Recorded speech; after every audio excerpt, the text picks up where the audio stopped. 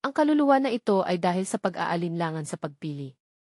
Bigla, binuksan ni Diep Lamlang ang malaking pinto ng bilangguan. Nag-aalala siyang nagtanong, "Asawa, ayos ka lang ba?" Nang makita siya, labis ang kanyang pagkabigla, ang ekspresyon niya ay parang nahuli sa akto. Masigasig na nagtanong si Diep Lamlang, "Asawa, ano ang ginagawa mo?" Nararamdaman niyang na-misinterpret siya, kaya't malakas niyang ipinaliwanag. "Kagalang-galang na prinsipe, ito ay isang hindi pagkakaunawaan, pakinggan mo ang paliwanag ko." Ngunit siya ay nagkamali pa rin sa sarili. "Hindi ko alam, dahil abala sa mga gawain, hindi ko pinansin ang nararamdaman mo, ito ang aking pagkakamali." Pagkatapos, tiningnan niya siya at pinayuhan, "Kung talagang gusto mo, maaari akong mag-ayos ng mga tagapaglingkod. Ngunit bakit mo hinahanap ang espiritu ng kabayo?" Sa ganitong paraan, na-misinterpret pa niya ang sarili. Si Duok Vuong ay naiinip at walang magawa, sabi niya, "Ngunit pakinggan mo ako, hindi ganun iyon." Sa oras na ito, nag-ulat ang pambansang manggagamot, "Ito ay dahil sa aking kapabayaan na hindi napansin ako. Kung alam ko ito ng maaga, dinala ko na sana ang kagalang-galang na prinsipe sa aking lugar." Kaya naman, lalo siyang nagalit, hindi na mapigilan ang damdamin, malakas na sumigaw si Duok Vuong. Tinanggap na ng pambansang manggagamot, "Sa puntong ito, wag na kayong magulo pa." Pinapahid ni Tuyet Tam ang kanyang ulo upang maibsan ang sakit. Sabi niya, "Panginoon, pakitigil na, pakitigil na." Nakatawid siya ng mga braso sa dibdib, pumikit at sinabi, "Sa totoo lang, pumunta ako sa kalangitan upang sanayin si Tuyet Tam na maging lakas ng ating hukbo. Hindi inaasahan na magkakaroon ng maliit na aberya." Si Diep Lamlang ay umiiyak at nagsabi, "Sobrang nagmadali ako kanina. Hindi ko inaasahan na ang asawa ko ay magsasakripisyo ng ganito para sa dakilang imperyo." Huminga siya ng malalim at sinabi, "Sige, kung ganoon ang sabi mo, ganoon niya." Hindi nagkamali, nagsalita ang pambansang manggagamot, "Talagang kakaiba, ang espiritu ng kabayo na ito ay halos kapareho ng tunay na tao. Ngunit kulang ang katalinuhan at hindi rin Sa isip niya, ang gamot na espiritual ay may oras ng paggaling, kailangang maghintay ng kaunti bago siya muling magamit. Hindi inaasahan na magkakaroon ng maliit na aberya. Bigla, naalala niya ang isang bagay, may 2 piraso pa. Subukan kung may epekto, iniisip niya, kinuha niya ang piraso. Pagkatapos, itinapon ito kay Tuyet Tam. Hindi nagtagal, naramdaman niya ang pagbabago sa kanyang katawan, tila may dumadaloy na enerhiya sa kanyang katawan. Nagtanong si Tuyet Tam, "Panginoon, ano ba talaga ako?" Ang tanong niya ay nagdulot ng kahirapan kay Duok Vuong. Mahinang sabi niya, "Huyen ko, ganun ang ginagawa mo, medyo pinipilit mo ako." Nang marinig iyon, agad siyang humingi ng paumanhin, "Panginoon, patawad po." Nakita ang kakaibang kilos sa pambansang depensa, nag-aalala ang pambansang manggagamot at sinab. Medyo inis si Diep Lamlang, sobra ang pagpapasensya ng dakilang imperyo, may 2 malalakas na kalaban na umatake. Tinalo ni Duok Vuong, hindi tama, 3 sila, at ang kanilang antas ay hindi bababa sa mataas na antas ng dakilang emperador. Nang marinig iyon, labis na nagulat si Diep Lamlang, malakas niyang tinanong siya, "Ano?" May 3 kalaban na may mataas na antas ng dakilang emperador na umatake. Iniabot ni Duok Vuong ang tapos na sibat kay Huyen Ko at Diep Lamlang, "Huyen Ko, hawakan mo ang tapos na sibat mo." Tumingin siya sa armas sa harap niya, masayang sumagot, "Salamat, Panginoon." Pinangunahan ni Duok Vuong sina Diep Lamlang at Huyen Ko palabas, bago umalis ay hindi nakalimutang paalalahanan ang pambansang manggagamot, "Kagalang-galang na pambansang manggagamot, hindi pa sapat ang iyong antas. Manatili ka sa palasyo, asawa, tayo ay pupunta upang turuan ang mga walang alam na ito." Mahinang sumagot si Diep Lamlang, "Sige, asawa."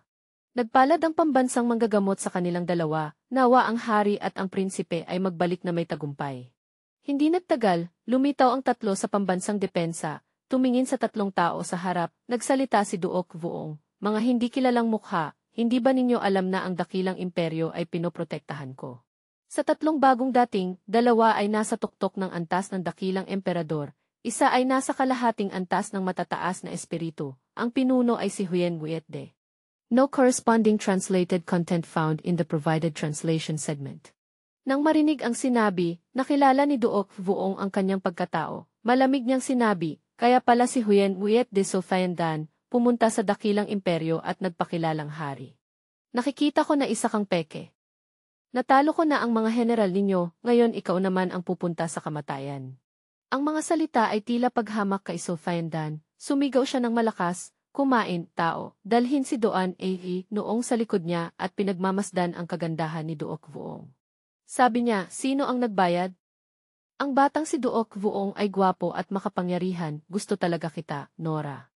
Biglang nagliwanag ang mga mata ng babae. Napangisi siya at sinabi, masakit.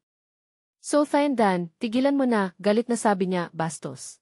Hindi kita dinala para akitin mo ang mga lalaki, hintayin mo, papatayin kita, kung hindi, hindi ka na mabubuhay ngayon. Tinanong ni Vuong ang sistema ng espiritu, sistema, ano ba ang sikreto ng kanyang pendant na nakakontrol ang mga nasa tuktok ng antas ng dakilang emperador? Nakatingin ito kay Doan Ahi noong at sumagot, siguro ito ay isang uri ng sining na kontrol ng kaluluwa, karaniwan ito sa mundo ng mga cultivator. Pinagbantaan ngunit patuloy si Doan Ahi noong, sabi niya. Kapag kumilos si Huyen, huwag mong kalimutang maging maingat. Si Diep Lamlang ay galit na tumingin sa babaeng walang pakialam na nilalambing ang asawa niya. Gusto niyang patayin siya gamit ang espada. Sigaw niya, bastos, saan ka nang galing na may ganitong kalaswaan? Lumayo ka sa asawa ko, kung hindi, hahatiin kita sa libu-libong piraso. Bastos, saan ka nang galing na may ganitong kalaswaan? Lumayo ka sa asawa ko, kung hindi, hahatiin kita sa libu-libong piraso. Napangiti si Doan Ahi noong, huwag kang magalit, maliit na kaka, mamaya ay magiging maingat ako, hindi ko hahayaang masaktan ang asawa mo. Hindi ko hahayaang masaktan ang asawa mo. Matagal nang hindi nakatiis si Sophiandan, hindi na niya matiis, sumigaw ng malakas, anong oras na ito? Dalhin ang emperatriz pabalik, dalhin siya para gawing apoy ng hukbo. Pagkatapos, ginamit niya ang itim na patalim ng AC Min at ang madilim na espada, isang higanteng gintong kamay ang lumitaw.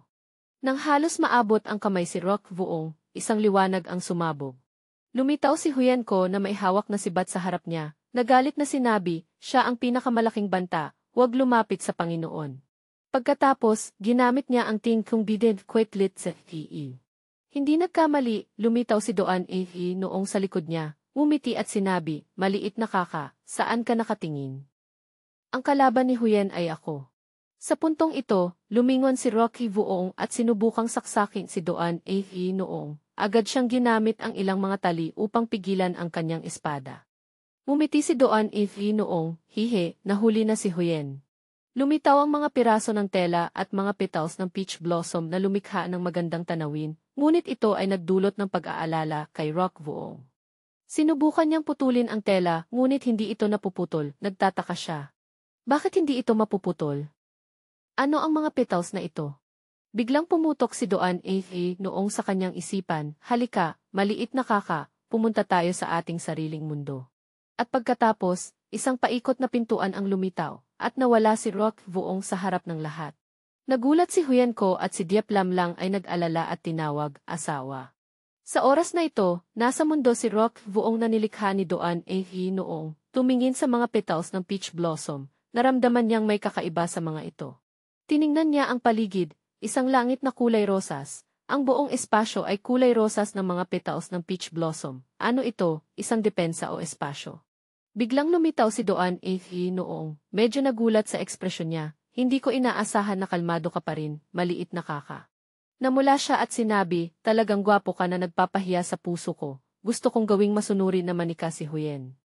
Matapang na sinabi ni Rocky Vuong, kung gusto mong gawing manika ako, wala ni isa sa mga tao dito sa Haibat Hong ang makakagawa niyan, iniisip niya sa sarili, ano itong depensa na ito? Kailangan kong hanapin ang mata ng depensa. Hindi nagalit si Doan Ahi noong, nagbiro pa sa kanya, ano ba, hindi mo ba gusto ang lugar na ito, Band and Stew ka? Ito ang espesyal na inihanda ko para kay Huyen. Iwinagayway niya ang kamay, lumitaw ang isang tali ng petals ng peach blossom, pagkatapos ay malakas na sinabi, kapag nandito ka na, huwag nang mag-isip ng pagtakas. Ako ang may-ari ng espasyong ito ng pagsasanay, kaya madali kong mabubura ang lahat ng bagay. Kerr Vuong ay mausisa at nagtanong muli, madali bang mabubura ang lahat ng bagay? Duok Vuong ay kalmado na nagtanong, may kakayahan ba ako na mas malakas pa kaysa sa mga may pinakamataas na antas ng katalinuhan? Sa isip niya, tila ito ay ang Beef's Chai na tumutulong sa kanya na malutas ang impresyong ito. Bigla, lumitaw ang tingling ATD at pinaalalahanan siya. Lizzie, mag-ingat ka lang, kahit ang espasyong ito ay isang piraso lamang ng espasyo. Kung tuluyang masira ito, tayo ay lulutang sa walang hanggang kawalan. Kahit ang espasyong ito ay isang piraso lamang ng espasyo, kung tuluyang masira ito, tayo ay lulutang sa walang hanggang kawalan. Narinig iyon, siya ay nadismaya at nagsabi, nakakainis pala, kung alam ko, agad na sana akong kumilos. Patayin na natin si Ditsa, Aidnan. Sa labas, si Huyenko ay nakikipaglaban kay Sophaendan. Malakas niyang sinigaw, pakawalan ninyo ang may-ari. Sabi ni Sophaendan, kung ilalabas natin siya, magiging patay na lamang siya. Dal. Sabi ni Sophaendan, kung ilalabas natin siya, magiging patay na lamang siya. Dalhin mo si Aidnan. Ang espasyong ito ay kayang pumatay sa mga karaniwang bihi. Kahit na ang espasyong ito ay isang piraso lamang ng espasyo, kung tuluyang masira ito, tayo ay lulutang sa walang hanggang kawalan. Narinig iyon, siya ay nadismaya at nagsabi, nakakainis pala, kung alam ko, agad na sana akong kumilos. Patayin na natin si Ditsa, Aidnan. Sa labas, si Huyenko ay nakikipaglaban kay Sophaendan. Malakas niyang sinigaw, pakawalan ninyo ang may-ari. Sabi ni Sophaendan, kung ilalabas natin siya, magiging patay na lamang siya. Dalhin mo si Aidnan. Ang espasyong ito ay kayang pumatay sa mga karaniwang bihi. Narinig iyon, siya ay galit na sumigaw, tao na matanda, tumahimik ka. Pagkatapos ay agad niyang ginamit ang kisid, kung bidin, quit fi halutiride na ipinares kay Sophaendan. Siya ay may kumpiyansang ginamit ang ACST Nazi ilaban sa kanya. Sa isip niya ay naisip, hindi ba siya isang mandirigma? Bakit ang antas ng kanyang pagsasanay ay 2 antas lamang ang mas mababa? Pagkatapos ay si Sophaendan ay nagkunwaring nag-alala at sinabi, hindi ko inasahan, kaya pala ang antas ng pagsasanay niya ay maaaring tumaas. Talagang nakakagulat. Tumingin siya sa kanya at sumagot, anong antas ng pagsasanay? Ngayon, ako ay si Huyenko. Si Sophaendan ay galit na sumigaw, Minlao. Huwag kang magpatawad, turuan mo siya ng mabuti. Isang malaking itim na kamay ang lumitaw sa Nazi ilaban sa kanya, sa isip niya ay naisip, hindi ba siya isang mandirigma? Bakit ang antas ng kanyang pagsasanay ay 2 antas lamang ang mas mababa? Pagkatapos ay si Sophaendan ay nagkunwaring nag-alala at sinabi, hindi ko inasahan, kaya pala ang antas ng pagsasanay niya ay maaaring tumaas, talagang nakakagulat. Tumingin siya sa kanya at sumagot, anong antas ng pagsasanay? Ngayon, ako ay si Huyenko. Si Sophaendan ay galit na sumigaw, Minlao, huwag kang magpatawad, turuan mo siya ng mabuti. Isang malaking itim na kamay ang lumitaw sa ulo ni Minlao. Iniisip niya, kailan ba ako naging tagapagturo ni Sophaendan? Kung hindi dahil sa ang matandang ito ay maihalaga pa, matagal na kitang pinahira ng 2 suntok. Si Dieplam lang ay hinarap si Sophaendan, malakas na sumigaw, Sophaendan, saan mo dinala ang aking asawa? Kung may mangyaring masama sa kanya, hindi tayo magtatapos ng maayos. Si Sophaendan ay umiti at sinabi, nabanggit mo si Duok Vuong. Siya ay nahulog sa isang malupit na kapalaran, walang nakaligtas mula sa espasyong ito ni Doan A.V. noong. Hindi ko inasahan na ang dakilang emperador na ito ay may ilang bahagi ng kagandahan, kung hindi dahil sa utos ng mga ninuno, gusto ko talaga siyang isama sa aking harem. Ang mga salitang ito ay lalo pang nagpataas ng kanyang galit, kaya hindi napigilan ni Dieplam lang na hawakan ang kanyang espada at umatake sa kanya, malakas na sumigaw, pumunta ka sa impyerno. Si Sophaendan ay maingat na iniiwasan, pagkatapos ay nagbiro sa kanya, ganda, hindi mo ba nararamdaman na malaki ang agwat ng antas ng pagsasana? No additional translated content provided that clearly corresponds to this file segment. No additional translated content provided that clearly corresponds to this file segment. No additional translated content provided that clearly corresponds to this file segment. Kailangan kitang turuan ng personal, kung hindi, ang iyong matinding damdamin ay maaaring makaligaw sa mga ninuno.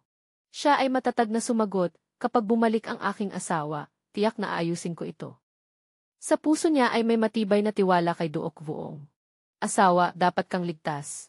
Kasabay nito, sa loob ng espasyong pagsasanay, ang mga bulaklak ng peach ay lumilipad sa hangin.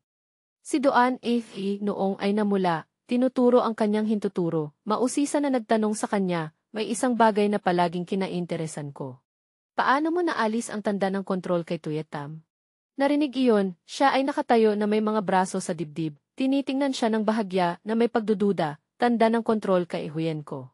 Madali lang akong nakabasag ng ganoong laruan, isang hininga lang ang kailangan. Siya ay labis na nagulat at nagsabi, paano iyon posible? Ako ay gumugol ng halos 10 taon para gawing isang espiritu si Tuye. Siya ay matapat na nagsabi, maniwala ka o hindi, nakita mo na. Ngayon, siya ay tapat na tapat sa akin. Si Doan A.E. noong ay nagsimulang magplano, pagkatapos ng ilang sandali, sinabi niya sa kanya. Dahil madali mong nabura ang tanda sa bata, may pagkakataon tayong makipagtulungan. Si Duok Vuong ay hindi makapaniwala sa kanyang narinig, nabasa ba ako ng mali? Makikipagtulungan? Hindi ba tayo mga kaaway? Nagbibiro ka ba? Sa loob niya ay nagtatanong, ano ba ang gusto ni Doan A.V. noong? Tinanggal niya ang mga tela sa kanyang katawan at nag-alok ng pakikipagtulungan, kung kaya mong lutasin ang hindi masabi na problema. Tulungan mo si Nora na mabawi ang kontrol na inilagay ni Sophian Dan sa kanya, handa akong ialay ang lahat. Si Duok Vuong ay namangha habang pinapanood ang mga tela na nahuhulog mula sa kanyang katawan at nag-aalangan na nagsabi, mukhang hindi ito tama. Ang Tinlin A.T. Denview ay namula rin at nagbabala, paano ito magiging angkop sa isang bata. Sa oras na ito, sa labas, si Diep Lam Lang ay patuloy na nakikipaglaban kay Sophian Dan. Nakita niyang paulit-ulit na nasasaktan ang kanyang kamay kaya nagbabala siya. Sabi ko, Diep mas mabuting sumuko ka na, kung hindi ay magdurusa ka. Galit na sumagot siya, huwag kang mangarap. Ang espasyong pagsasanay ay naglabas ng mga bulaklak ng peach. Si Doan A.E. noong ay lumitaw sa likod ni Sophian Dan at nagsabi, napakahina ni Duok Vuong, mukhang kailangan nating humanap ng mas malakas na tao. Narinig ang balitang ito, si Diep Lam Lang ay nanginig ang mukha. Nag-alala at nagtanong, asawa, ano ba ang ginawa ng babaeng ito sa iyo? Si Sophian Dan ay nagtawanan ng malakas, si Duok Vuong ay tiyak na hindi makakaligtas sa kapalaran, walang nakaligtas mula sa espasyong ito ni Doan A.V. noong.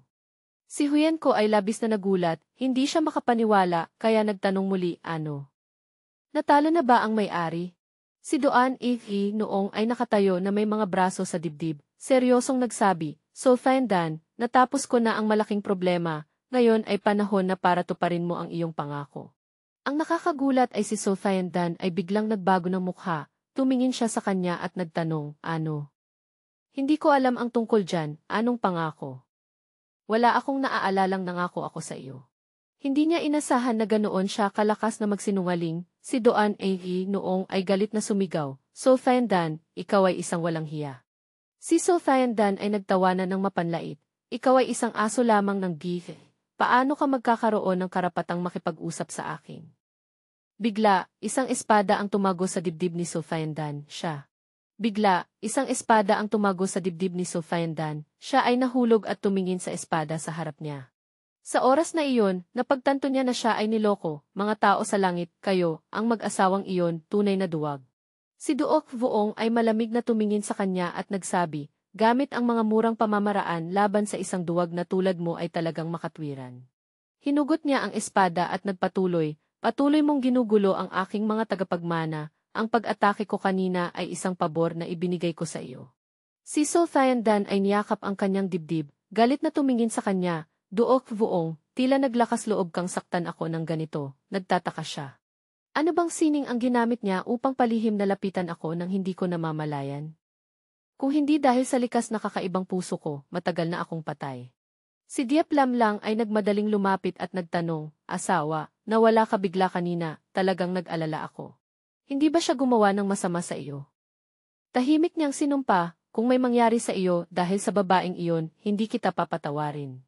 Siya ay umiti at sumagot, walang ganoon, paano mahuhuli ng espasyong iyon ang aking asawa? Huwag kang mag-alala, kontrolado ko ang lahat. Naalala ni Duok Vuong ang panahon sa loob ng espasyo ng pagsasanay. Nakita niya si Doan A.E. noong na nakangiti, mahina niyang bulong, mukhang sobra na ito. Nakita ng Tinlin A.T. Denview ang kanyang mapusok na tingin, umubo ito at nagpaalala, Yidi DCE, pakiusap, panatilihin mo ang iyong dangal. Si Jiaming Denview ay iniwan ang kanyang likuran sa kanya, ikinuwento ang kanyang masakit na nakaraan. Si Nora ay dating miyembro ng angkan ng Huyen Buyetde, ngunit hindi inaasahan na siya ay mapapahamak dahil sa isang lihim na plano ng lolo ng pamilya So. Hindi lamang siya nabigyan ng tatak na naglilimita sa kanyang kapangyarihan, kundi pati na rin ang lahat ng kanyang ari-arian ay ninakaw ng So. Nang makita ni Duok Vuong ang isang spiral shape na tatak sa likod niya, tinawag niya ito at sinabi, kaya pala si So Faendan ay isang traitor, nakakatuwa naman. Pero kung tutulungan kitang alisin ang tatak, ano ang makukuha ko? Sa puntong iyon, lumingon siya at nilaro siya, Duok Vuong, talagang marunong kang magplano. Kapag naalis mo ang kontrol ng tatak sa akin, lahat ng akin ay magiging iyo. Kaya sinabi ni Duok Vuong, sige, pasensya na, pero kailangan kong gawin ito. At sinimulan niyang alisin ang tatak. Hindi nagtagal, masayang sinabi ni Ron Binuong, hala, sa wakas ay natapos na. Dor, nakakatuwa naman. Pero kung tutulungan kitang alisin ang tatak, ano ang makukuha ko? Sa puntong iyon, lumingon siya at nilaro siya, Duok Vuong, talagang marunong kang magplano. Kapag naalis mo ang kontrol ng tatak sa akin, lahat ng akin ay magiging iyo. Kaya sinabi ni Duok Vuong, sige, pasensya na, pero kailangan kong gawin ito. At sinimulan niyang alisin ang tatak. Hindi nagtagal, masayang sinabi ni Ron Binuong, hala, sa wakas ay natapos na. Tumalo ng sistem ng espiritu at binati siya, pagbati, kagalang-galang na tagapamahala ng tatak, sa pagtulong sa iba na alisin ang tatak, nakatanggap ka ng produktong panloob na sining na Edit Quick. Wow, ang saya, masayang naisip niya, may bagong sining na naman ako, ang system na ito ay talagang masipag. Itinuro ni Duok Vuong ang sining at nagtaka, akala ko ito ay isang sining para baguhin ang katawan. Pero ito pala ay kakayahan lang na maging invisible. Tumugon ito na kumikindat, hindi ganoon, hindi ganoon. Kagalang-galang na tagapamahala, hindi mo pa naiintindihan. Kapag ginamit ang Edit Quit, maliban sa mga banal, walang makakakita sa iyong galaw. Hindi rin maaaring atakihin ang iyong invisible na estado. Napaka-interesante. Napaisip siya. Mukhang maganda ito, kaya bibigyan natin ang emperador ng Huyet din ng kaunting takot. Napansin niya ang punit sa damit ng babae at tinanong, sandali lang, bakit punit ang damit ng prinsesa? Napuno siya ng galit, mabuting tao, So Faendan, sino ang nangahas na saktan ang? Napansin niya ang punit sa damit ng babae at tinanong, sandali lang, bakit punit ang damit ng prinsesa? Napuno siya ng galit, mabuting tao, So Faendan, sino ang nangahas na saktan ang prinsesa ko? Tingnan mo kung paano kita papatayin. Tingnan mo kung paano kita papatayin. Mukhang nakabawi na si So Faendan sa lakas, tumayo siya ng matuwid at buong tapang na sinabi. Duok Vuong, dapat sana'y pinutol kita agad, sayang. Ipapakita ko sa iyo ang tunay na lakas ng Sodi. Ipapakita ko sa iyo ang tunay na lakas ng So. Pagkatapos ay nilunok niya ang isang pil. Tumunog siya ng malakas, inom. At agad na naglabas siya ng kapangyarihan ng isang makapangyarihang emperador na may katangiang baliw na lakas. Pagkatapos ay buong tapang niyang idineklara sa buong mundo, ako ang pinakamataas, sino ang maglalaban? Tiningnan siya ni Duok Vuong nang may paghamak, isang inutil na tao na umiinom ng gamot ay nangahas pang maging mapangahas sa harap ko. Hawak ang kanyang espada, hinarap ni Duok Vuong si So Faendan na nagpapalabas ng aura ng isang empera. Hawak ang kanyang espada, hinarap ni Duok Vuong si So Faendan na nagpapalabas ng aura ng isang emperador. Kasama ang kapangyarihan ng isang hari na nakapalibot sa kanya. Sa likod niya, lumitaw ang dalawang higanting kamay. Na tila gustong punitin ang espasyo. Ginamit ni Duok Vuong ang Fendin Kukip Kim, isang espada na naglilinis ng impyerno. Agad namang ginamit ni So Faendan ang Minty Renft, Winlit, hindi umatake nang inilabas niya ang kamay. Lumitaw ang isang higanting kamay na kulay ginto. Ang asul na kapangyarihan ng Fendin Kukip Kim ay matindi ang laban sa Minty Renft, tila nagkakagulo ang dalawa. Bigla, tumagos ang kapangyarihan ng Minty Renft sa katawan ni Duok Vuong. Isang matinding liwanag ang sumabog, napakalakas ng epekto, unti-unting naging transparent ang kanyang katawan. Nag-alala si Diep Lamlang at sinabi, pagkatapos nito, asawa ko, nasaan ka na? Nang mawala siya, tumawa ng malakas si So Faendan, tiyak na mananalo siya, at sinabing, akala ko ay malakas ka, pero hindi mo na itanggol ang isang atake, tunay kang inutil. Akala ko ay malakas ka, pero hindi mo na itanggol ang isang atake, tunay kang inutil. Biglang lumitaw si Duok Vuong sa likod niya, pinilit siyang magulat, akala mo ba matatapos ako sa isang atake? Napaka-inosente mo, hindi ko alam paano ka nakarating sa posisyong ito.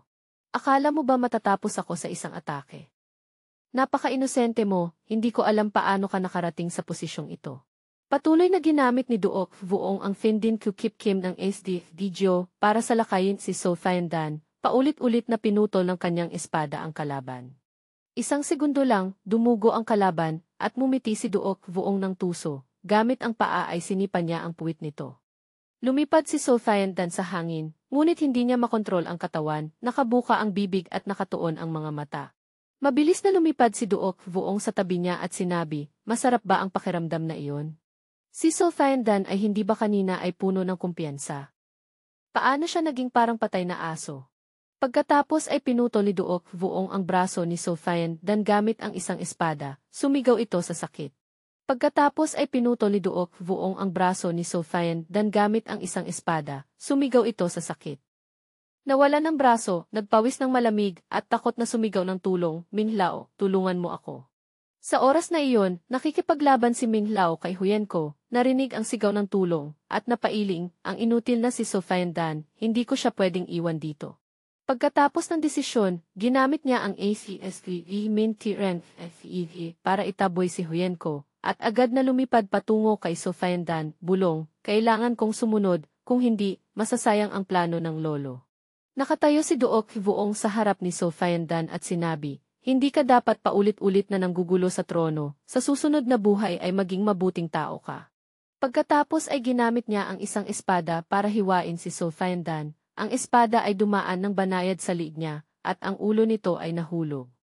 Nang makita ang pangyayari, nag-alala si Minglao, nasira na, paano ko ipapaliwanag ito sa lolo? Mahigpit niyang niyakap ang kanyang kamao at galit na sumigaw, sige, Duok Vuong, alam mo ba na pinatay mo ang emperador ng Huyen Huetde? Kalma namang ipinaliwanag ni Duok Vuong, ano naman kung emperador? Kung nanggulo ka sa trono, ito ang nararapat na wakas mo. Bukod pa rito, nakuha ko ang kanyang trono, ginagawa ko lang ang katarungan. Galit na sumagot siya, huwag kang maging mapangahas, bata ka pa. Hindi mo maintindihan ang sitwasyon ng So at ng aming grupo. Nagkunwaring kalmado si Duok Vuong at sinabi, kung ganun, subukan natin ngayon ang trono.